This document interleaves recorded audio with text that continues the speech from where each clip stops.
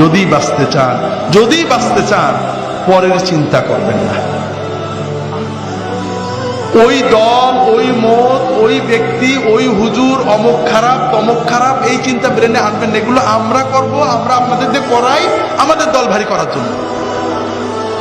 আপনার চিন্তা হবে আপনার কবর। কথা কি বুঝতে পেরেছেন? খুব ভালো করে বুঝুন। আমার জীবনে আল্লাহ তাআলা অনেক নিয়ামত দিয়েছেন, অনেক। এই নিয়ামতের কোনো শুকরিয়া করতে পারিনি। এমনকি আল্লাহর যে ফরজ নামাজ, এটাও মন দিয়ে পড়তে পারি না। 4 রাকাত নামাজ পড়তে কম্পিউটার স্পিডে পড়ি, 4 মিনিটও লাগে না। এর ভিতরেও 4000 কথা মনে হয়। আল্লাহ যদি কিয়ামতের দিন বলেন যে তোমার এত নিয়ামত দিছিলাম, 5 মিনিট আমার দিক মন দিয়ে নামাজটা পড়তে পারলেন না, আমি তোমার নামাজ কবুল করলাম না, তুমি দোজখে যাও, আমার কিছু বলার থাকবে? এমন কোন আমল কি আমাদের আছে যে বলতে পারবো আল্লাহ তুমি এটা নিতেই হবে? আমার দাড়ি, আমার টুপি, আমার নামাজ, আমার রোজা, আমার হজ, আমার যাকাত, আমরা কি কনফার্ম যেটা আল্লাহ কবুল করবেই? আমার না হলে আপনারা তো কনফার্ম নাকি? তো এই যদি আমাদের অবস্থা হয়, তাহলে কোন সাহসে আমরা অন্য মুসলমানের চিন্তা করি? ভাইরা, অন্য মুসলমানের চিন্তা করবেন না। যখন 5 জনে এক জায়গা হবে, নিজেদের কথা চিন্তা করবেন, পরের ভিতর আলোচনা না। ভাই কি অবস্থা? আরে ভাই বলো না, নামাজটা ঠিক করে পড়তাম, মন বসে না, দোয়া করো। ছেলে মেয়েগুলো ভালো করে পালন করতে পারছে না, দোয়া করো। নিজেদের ঈমান আমল নিয়ে চিন্তা করবেন, পরের না। ভাইরা, আমরা পরের আলোচনা কেন করি?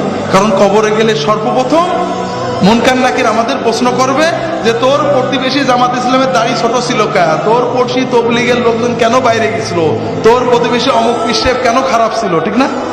এই প্রশ্ন করবে। হাজরিন, নিজের কবরের চিন্তা করেন, নিজের হাসরের চিন্তা করেন।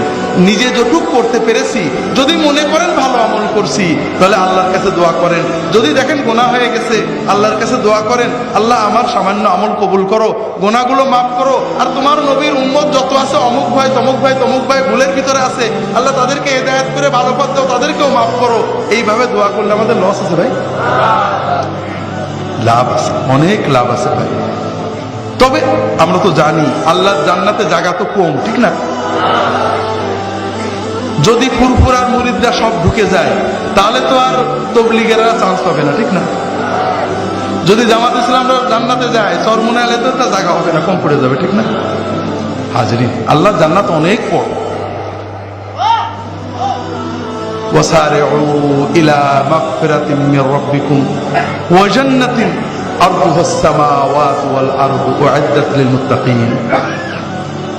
তোমরা দৌড়াও, দৌড়াতে থাকো, দ্রুত এগো সেই জান্নাতের প্রতি, যে জান্নাত আসমান জমিনের চেয়েও বড়, যে জান্নাতকে আল্লাহ তাআলা মুত্তাকিদের জন্য বানিয়ে রেখেছেন।